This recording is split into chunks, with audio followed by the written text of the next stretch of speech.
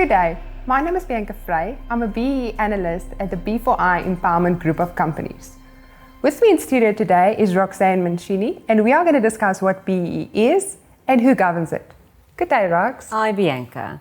Oh, please could you help me? Take me right to the beginning. Explain to me, what is BEE? BEE, or more correctly, BBBEE, stands for Broad-Based Black Economic Empowerment.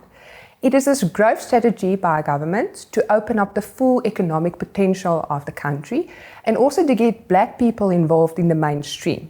It is then also governed by the BEE Act. I assume there are certain role players that are involved in BEE. Could you help me understand who these role players are? Yes, the Department of Trade, Industry and Competition, the DTIC, is the custodians of BEE. Then you also have the BEE Commissioner, who oversees and supervises the implementation of the BEE Act. And further, you also then have SANAS as the verification professional regulator, who oversees the verification professionals, so the verification agencies that issues the BEE certificates and also accredited them. Now tell me, what governs BEE? Is it governed by legislation? Yes. As we said earlier, the BEE is governed by the BEE Act. It is the skeleton of BEE, if you can see it in that. And to give flesh to it, and in order for it to be implemented, the BEE Codes of Good Practice were issued. Codes of Good Practice then sets out the rules regarding BEE, how it's measured, how the scorecard will look like, and also how entities are classified. The BEE Codes of Good Practice also then give guidelines to certain sectors if they want to get their own set of sector codes in order to broaden up transformation.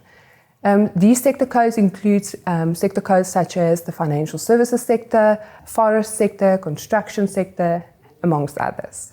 Now, does everyone need to comply with BEE, or are there only specific entities that need to comply? Okay, what happens is in the codes and the Act states that all state organs and public entities must comply with BEE, and then also entities that directly deals with organs of state and public entities. But now what happens is that entities are measured in terms of who they procure goods and services from. In other words, it creates a chain reaction or snowball effect.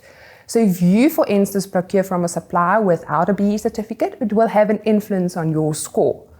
In other words, everyone is now obligated to be scored in terms of BEE in order to contribute to another's BEE. So in order to maintain clients or to get new clients, it might become a requirement that you now become BEE compliant within your entity.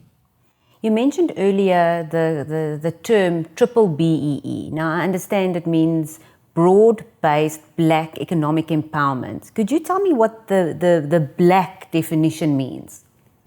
It is defined in the BEE Codes of Good Practice as black people, being African, Indians and Coloureds, and also includes then Asians. Mm-hmm. And it is people that became citizens through birth or descent in the Republic of South Africa, alternatively became citizens through naturalization before 27 April 1994 or no, after 27 April 1994, but would have been entitled to citizenship prior to that. In other words, if you have an African person from Mozambique and a person became a citizen to South Africa in 2019, that person won't necessarily meet the criteria as black for purposes of BEE because the citizenship was obtained after 27 April 1994. Okay, so I've got a very specific question around that. Yes. So will an African born in Zimbabwe but currently residing in South Africa as a permanent resident and also which has a South African ID document, will they meet that definition? That person will meet the first part of the definition, being African, but not necessarily the second portion. Because you have a SA ID document, it doesn't make you a citizen.